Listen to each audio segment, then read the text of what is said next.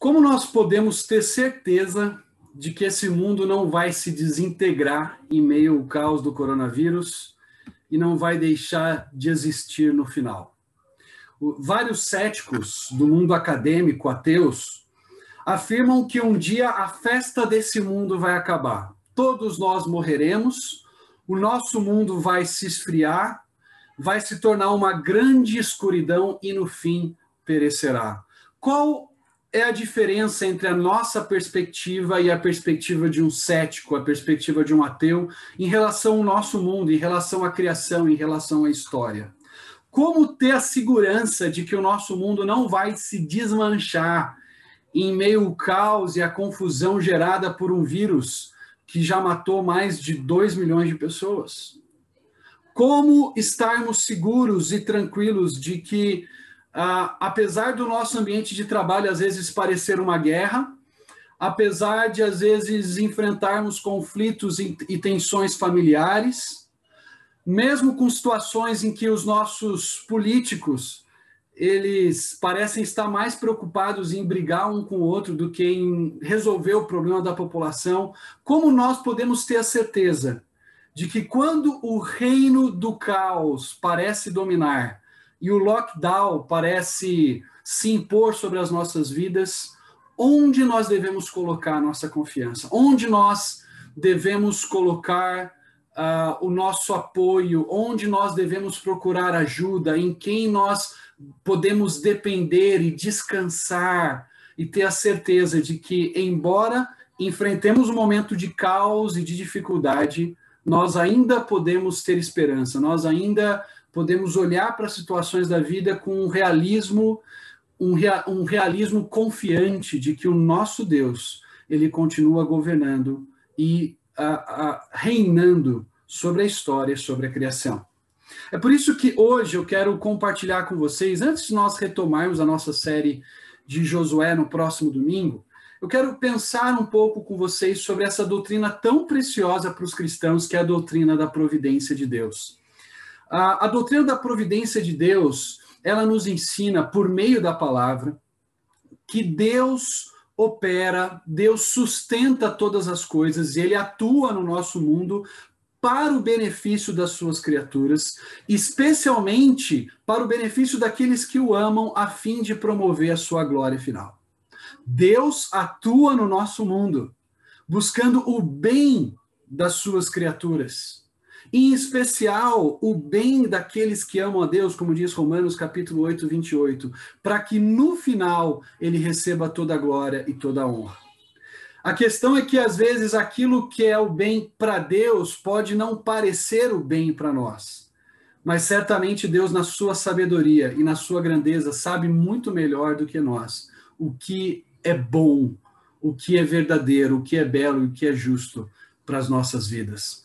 Como um pai que diz para o seu filho, não toque na tomada, e talvez aquele filho se sinta limitado e restringido na sua liberdade e se pergunte, mas por que eu não posso ter a experiência emocionante de tocar nessa tomada? Embora ele não consiga entender o porquê o pai está proibindo dele colocar o dedo ali, especialmente quando ele é bebezinho. O pai sabe o que é melhor para o seu filho, e o pai quer o melhor para o seu filho. E a certeza de que Deus está no comando, de que Deus está no controle, e de que Ele é bom, nos traz tranquilidade, nos traz coragem, nos traz esperança para enfrentar o momento que todos nós estamos passando. Eu não sei quantos de vocês tiveram essa experiência, mas ao ouvir a coletiva de imprensa do governo de São Paulo, ao ler as reportagens, eu tive a impressão de estar tendo um déjà vu. Eu tive a impressão de estar experimentando algo que eu já tinha visto antes, né? Eu já tinha imaginado antes, e na verdade parece que um ano depois nós estamos voltando para a estaca zero. Mas embora nós tenhamos essa impressão, a gente não pode se esquecer de que o nosso Deus está no controle, está no comando. Palavras, às vezes vazias, dos nossos governantes dizendo vai passar, certamente não trazem conforto para o nosso coração. Certamente não trazem esperança para a nossa alma. Mas existe um Deus em quem nós podemos confiar. E esse Deus traz esperança e traz coragem e traz paz para a nossa alma em meio ao caos e ao lockdown que nós vivemos.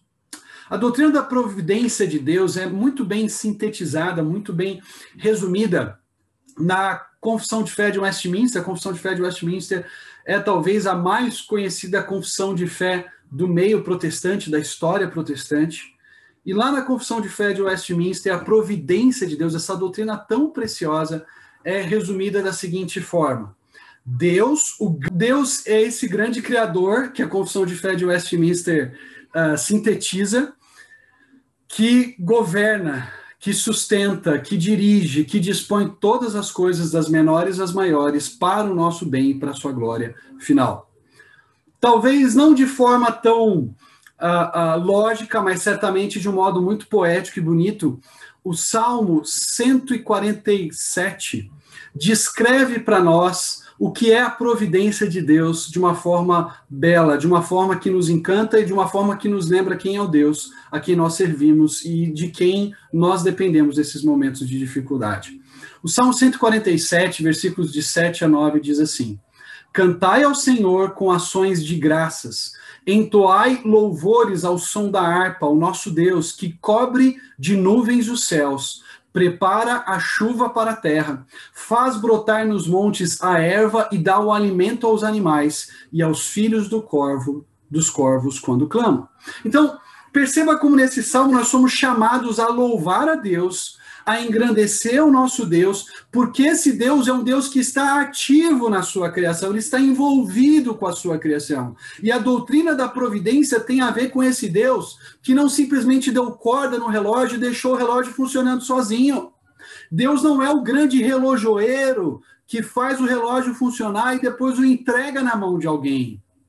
Deus é o Pai amoroso que gera, que cria esse mundo, que se envolve com esse mundo e que sustenta cada momento das nossas vidas, sustenta cada detalhe da criação com a sua mão, com o seu poder, com a sua sabedoria.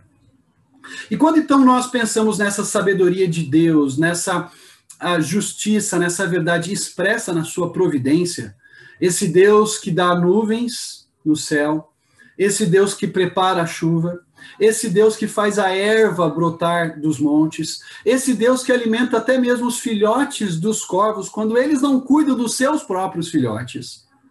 Esse Deus expressa a sua providência de quatro maneiras básicas que eu queria destacar com vocês nessa manhã. Esse Deus demonstra a sua providência por meio da preservação, por meio do seu governo, por meio da sua proteção e por meio da sua disciplina. Então vamos dar uma olhada na primeira manifestação, né, o primeiro aspecto da providência de Deus. Deus é esse Deus que preserva o nosso mundo. Como é que nós sabemos que o nosso mundo não vai terminar, né, numa grande desordem cósmica e finalmente vai desaparecer? Né? Porque nós temos a certeza de que Deus preserva o universo, de que Deus está sustentando todas as coisas pela palavra do seu poder. É isso que Hebreus capítulo 1, versículo 3, vai dizer para nós, quando ele está descrevendo o Filho de Deus, Jesus Cristo, que é plenamente Deus. Ele descreve Jesus da seguinte forma: ele, que é o resplendor da glória e a expressão exata do seu ser, sustentando todas as coisas pela palavra do seu poder. Cristo Jesus, por meio da palavra do seu poder, sustenta todas as coisas. Se em um determinado momento ele dissesse: olha, eu vou parar de sustentar o universo, eu vou parar a minha atividade da providência, da preservação do universo, naquele mesmo instante o nosso universo desapareceria. Mas nós cremos num Deus que é fiel, num Deus que quer o bem da sua criação, no Deus que criou todas as coisas para a sua glória.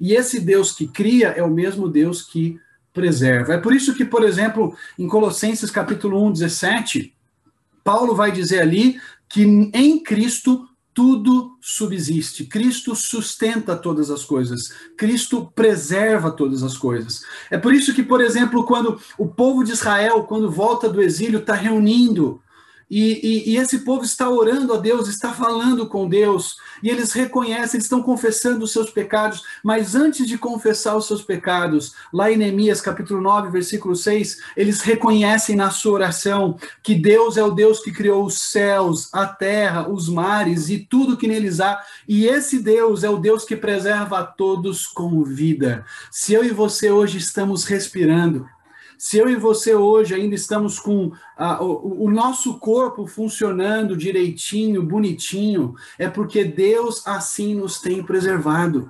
É porque Deus assim nos tem sustentado. E é esse Deus que preserva o universo, mas também preserva as nossas vidas que nós adoramos e servimos. Veja o testemunho das Escrituras. Deus é o Deus que preserva os fenômenos da natureza, como chuva, sol, estações do ano.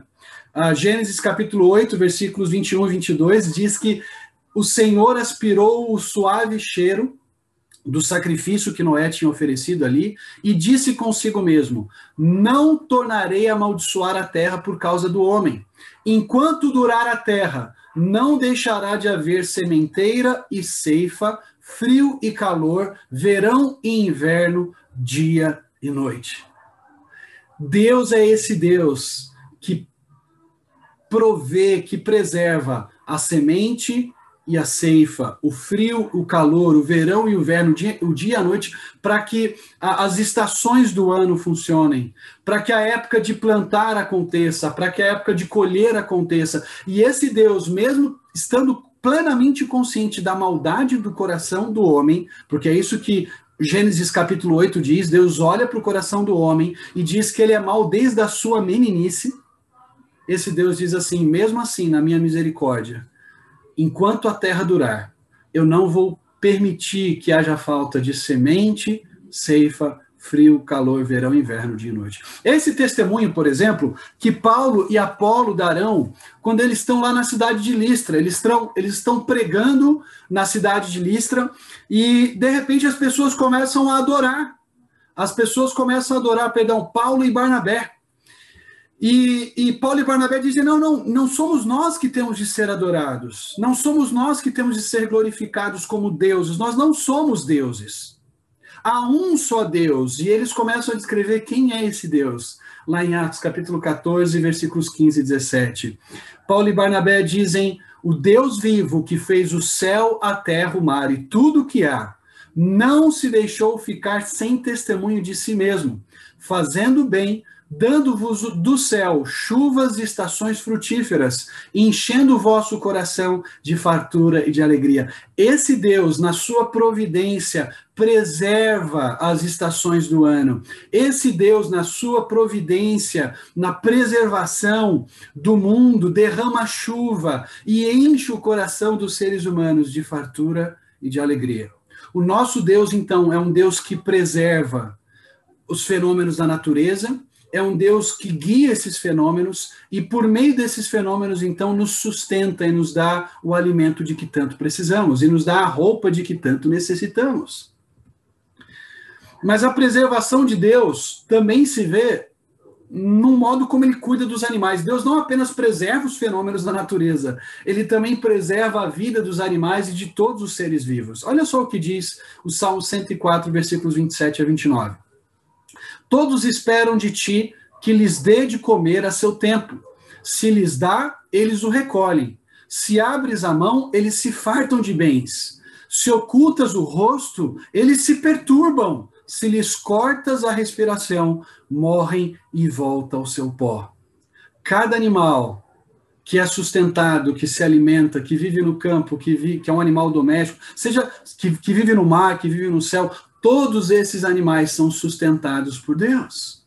É Ele quem dá a respiração e é Ele quem corta a respiração. É Ele quem dá o alimento e é Ele quem também pode tirar o alimento. É esse Deus que preserva a vida dos animais e, ao mesmo tempo, tira a vida dos animais quando chega o fim deles, quando Ele entende ser o momento do fim da vida deles.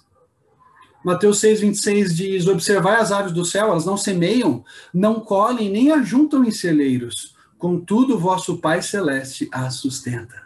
As aves do céu, você não vê o passarinho plantando, semeando. Você não olha para o céu e está lá o passarinho jogando sementinha lá de cima, plantando, fazendo o seu cultivo para depois colher e se alimentar. Ele não faz isso. Mas ainda assim o nosso Pai Celestial alimenta as aves do céu. Deus preserva os fenômenos da natureza, Deus preserva a vida dos animais e dos seres vivos, mas Deus também preserva a minha e a sua vida.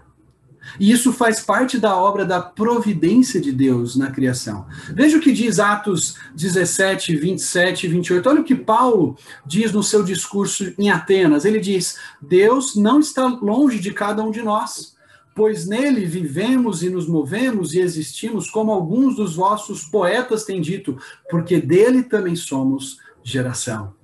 Deus não está longe de nós. Deus não se afastou da criação. Deus não deu as costas para nós. Ele continua no controle e é nele que nós vivemos, nos movemos e existimos.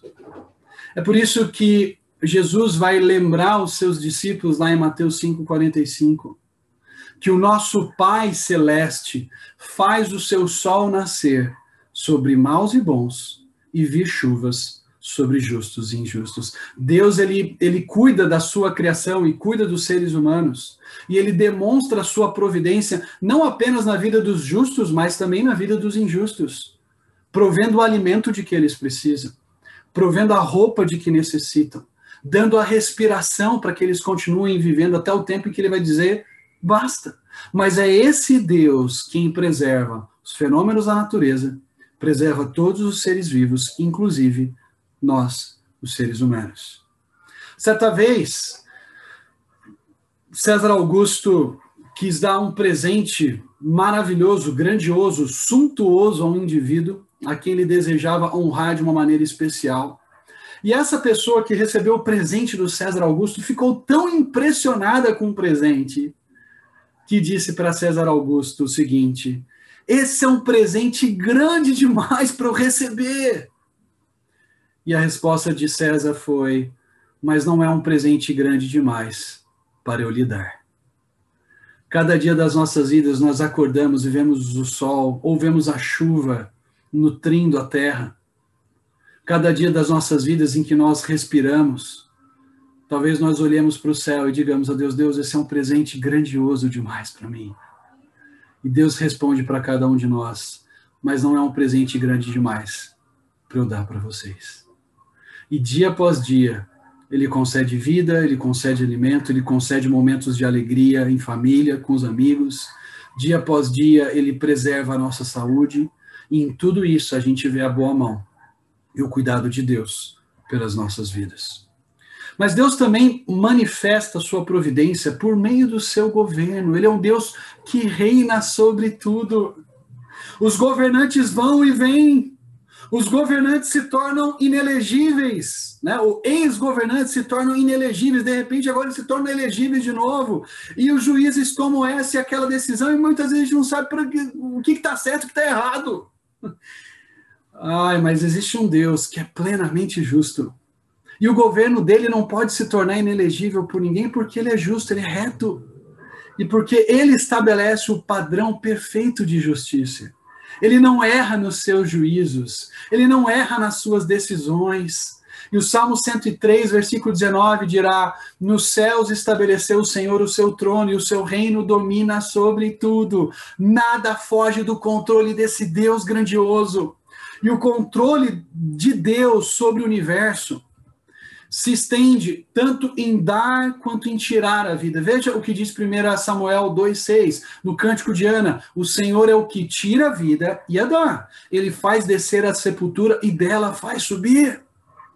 Queridos, nós não estamos entregues às cegas, a um vírus, como se esse vírus tivesse um controle maior do que o nosso próprio Deus.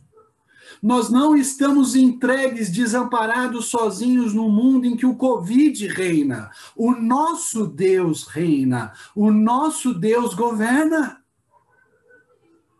E ele dá vida, mas ele também tira a vida. Nós não podemos controlar um palmo sequer adiante de nós. Nós podemos ser prudentes, é verdade, Nós podemos proteger uns aos outros e cuidar uns dos outros e tomar medidas de sabedoria e adequadas para o momento em que estamos vivendo. Mas nós precisamos lembrar, não somos nós que garantimos a nossa vida no final. É Deus quem dá e é Deus quem tira. Salmo 139, 16, o salmista reconhece que esse mesmo Deus que dá e tira a vida é o Deus que coloca os limites da nossa existência. Ele sabe todos os nossos dias da nossa vida. Na verdade, ele conta cada um e diz, até aqui vai, daqui não passa mais. Veja Salmo 139, 16. Os teus olhos me viram a substância ainda informe, e no teu livro foram escritos todos os meus dias, cada um deles escrito e determinado, quando nenhum deles havia ainda. O salmista está reconhecendo aqui que quando ele estava no útero da mãe dele, Deus já tinha estabelecido a quantidade de dias que ele viveria. Deus já havia planejado toda a vida dele quando nem sequer ele tinha saído do ventre da mãe. Por isso que nós cremos como cristãos que o ser humano que está ali dentro do ventre da mãe é um ser humano pleno, amado por Deus, que já tem inclusive os seus dias estabelecidos.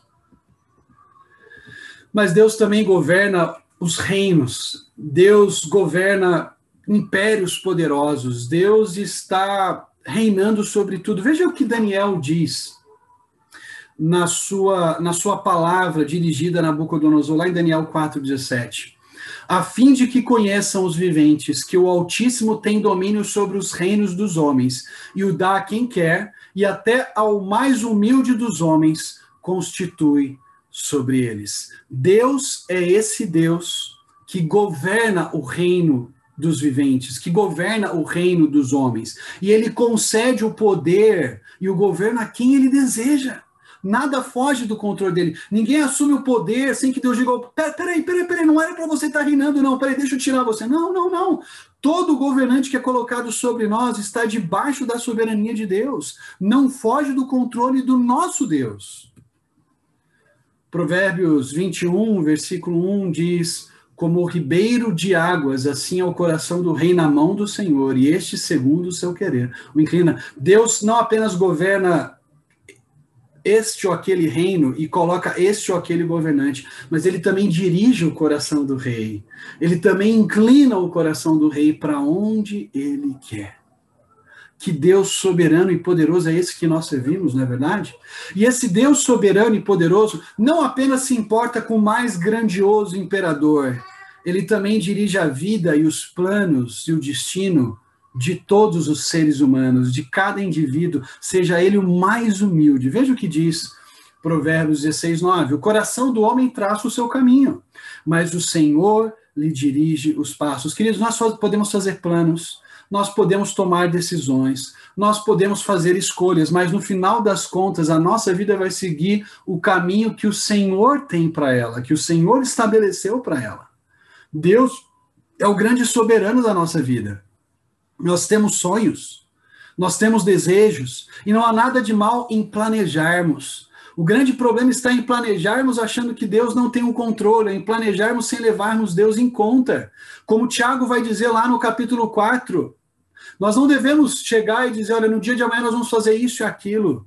Nós devemos conversar, pensar, planejar e dizer, se o Senhor permitir, faremos isso ou aquilo, porque é o Senhor que está permitindo eu ter vida agora para dar esse estudo. Eu não sei se daqui a 5 minutos eu vou estar vivo, eu espero que sim. Eu quero cuidar das minhas filhas, eu quero cuidar da minha esposa, eu quero vê-las crescer, eu quero ver as meninas com saúde crescendo, mas eu não controlo a minha vida, eu não controlo a vida delas.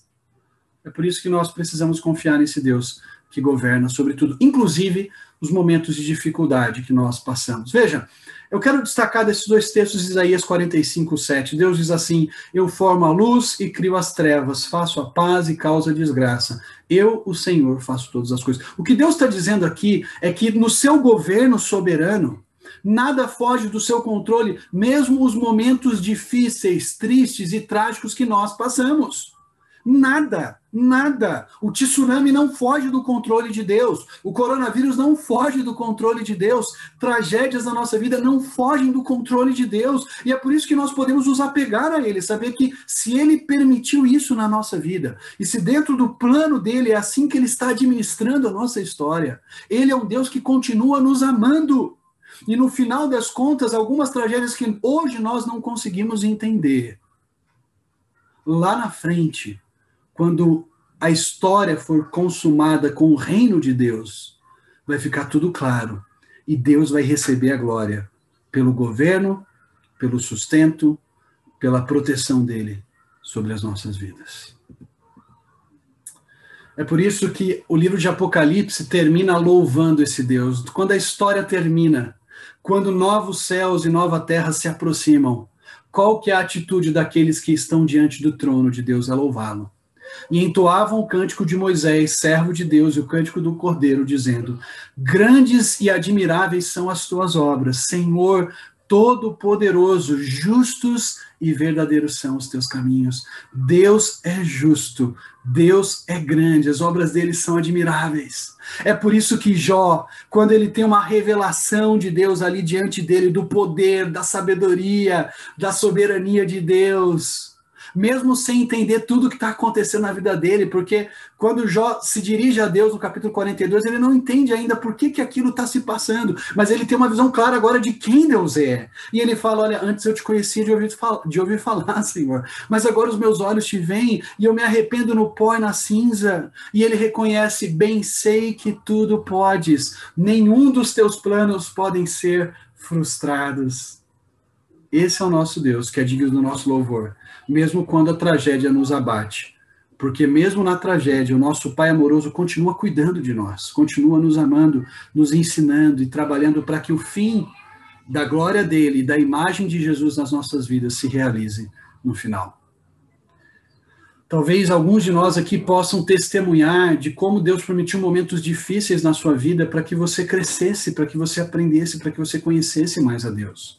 Talvez muitos de nós aqui podem testemunhar de como momentos trágicos foram momentos em que você experimentou a graça sustentadora de Deus te levando no colo, como um pai que cuida do filho, como o pai que levanta um filho no meio de uma onda violenta.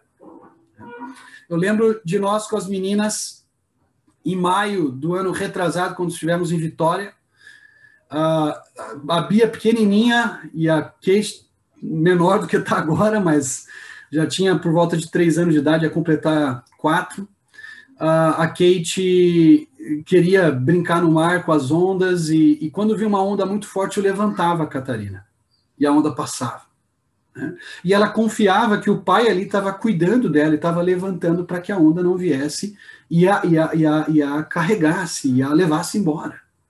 É esse Deus que no meio das ondas tempestuosas da vida, nos levanta no colo e não permite que elas nos destruam, porque a nossa esperança não pode ser destruída pelas tragédias da vida, já que a nossa esperança está calcada no Deus que é fiel às suas promessas, e nós sabemos que no final das contas o reino dele vai ser plenamente estabelecido. Por fim, esse Deus é um Deus que nos trata como filhos. Então, a gente deu uma olhada nessa providência mais ampla da preservação e do governo de Deus, mas tem um modo muito especial como ele trata os seus filhos. A confiança cristã se alicerça no fato de que Deus não permitirá que nada na vida do seu povo aconteça sem o seu inteiro conhecimento e que não esteja de acordo com seus planos perfeitos. Vocês lembram de José chegando para os irmãos?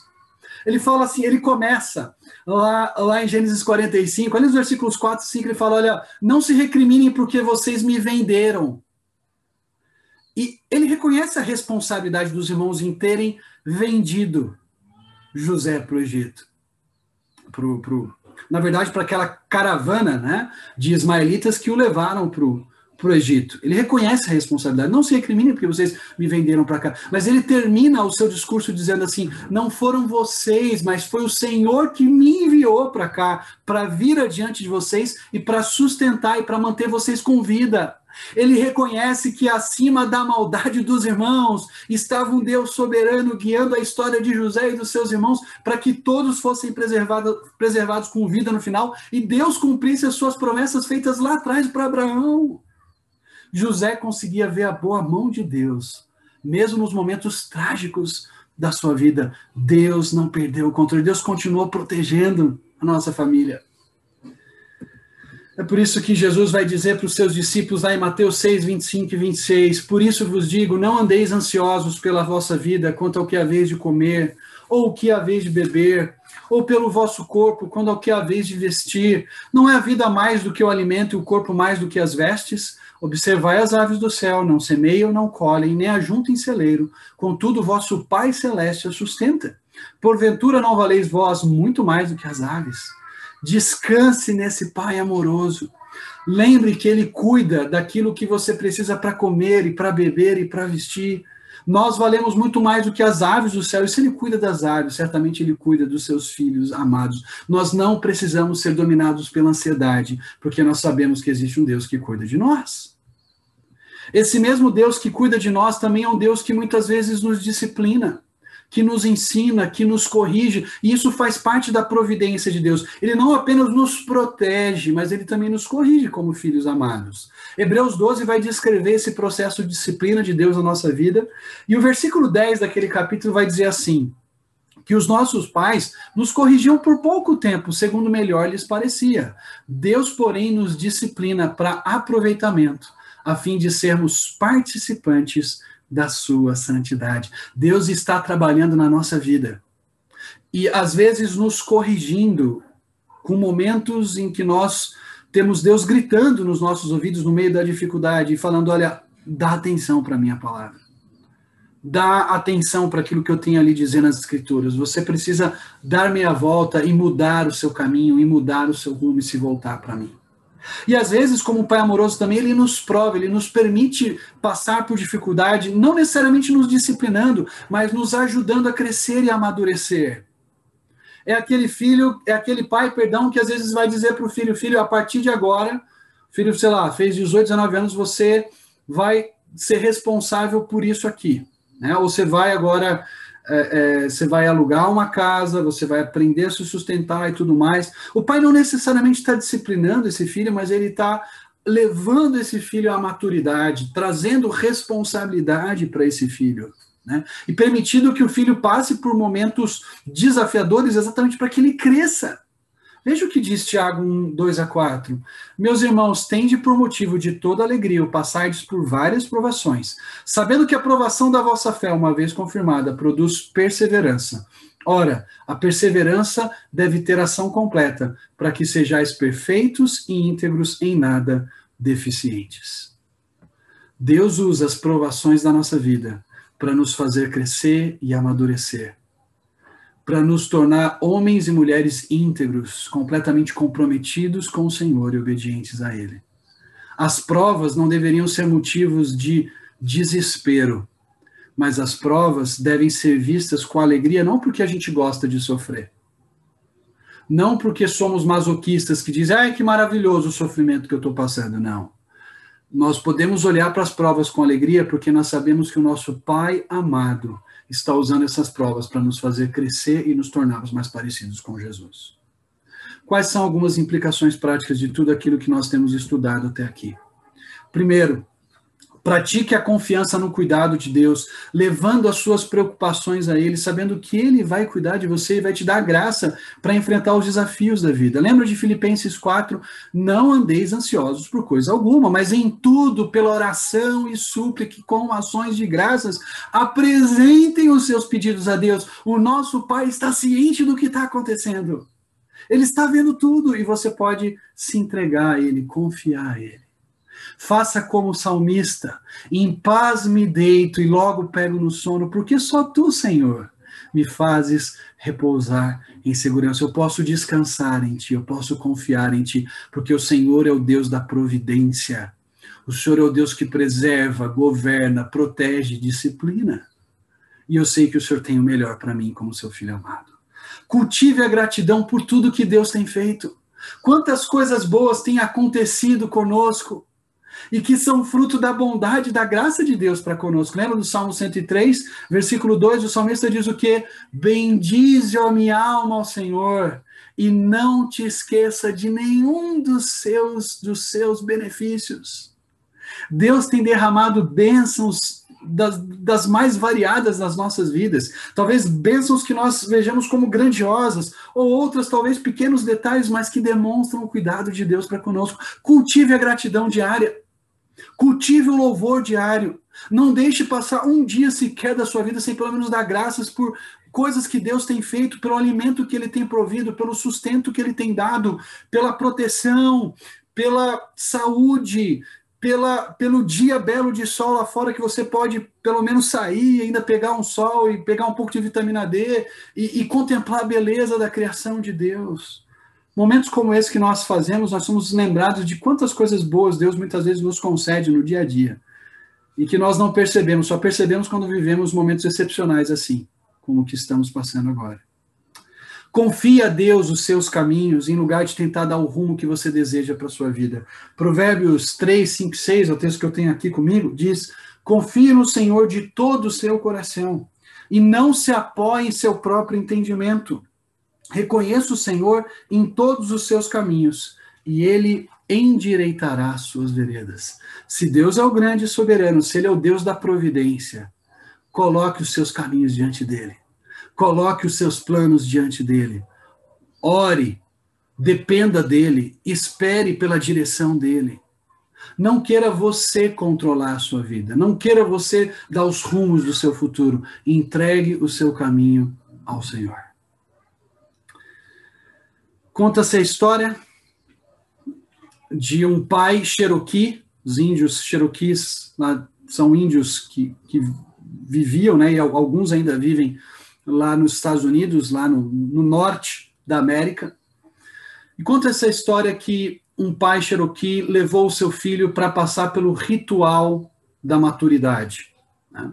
E esse ritual da maturidade, em que um garoto Cherokee deixava de ser menino e passava a se tornar adulto, homem responsável diante da comunidade, era um ritual em que o pai o levava pela floresta, subia uma montanha, deixava o filho perto de uma árvore, com os seus olhos vendados, sem poder enxergar nada, e o filho tinha que passar aquela noite ali. Esse era o rito que marcava a passagem da infância para a vida adulta, entre os Cherokees.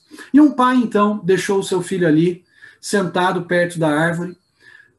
O menino, então, teria de passar aquela noite naquela floresta, ouvindo os barulhos dos animais, tendo que lidar com o próprio medo, talvez sentindo o barulho de coisas rastejando perto de si, aquele vento forte uivando, um momento de frio. A gente tem que lembrar que a América do Norte não é um lugar necessariamente de calor, especialmente ritos realizados no inverno eram extremamente difíceis de passar. E aquele menino, então, passou toda aquela noite sem poder sair dali. Ele não podia gritar por socorro, ele não podia sair daquele local, ele não podia tirar as vendas, porque se isso acontecesse, ele não seria reconhecido como um adulto na sua comunidade. E ele passa, então, aquela noite. E quando chega amanhã, alguém tira as vendas dos olhos dele. E esse alguém que tira as vendas dos olhos dele era justamente o pai que o tinha levado para aquele local. Aquele menino então percebe que enquanto ele estava com os olhos vendados, sem saber o que estava acontecendo ao seu redor, lutando com medo, lutando com a aflição, não sabendo se uma tribo inimiga poderia atacá-lo, aquele menino então reconhece que mesmo que ele não soubesse o que estava ocorrendo ao seu redor, o seu pai estava ali daquele lado dele, observando e cuidando dele durante toda aquela noite, sem o garoto perceber. É esse Deus que cuida de nós, é esse Deus que está ao nosso lado, nos momentos escuros e sombrios da vida, nos protegendo e cuidando. Porque Ele sustenta, governa, protege e disciplina os seus filhos e todo o universo. Vamos orar? Pai, nos ajuda a confiar na tua providência, descansar no teu amor e no teu cuidado. Tira a ansiedade do nosso coração e traz a paz de Cristo.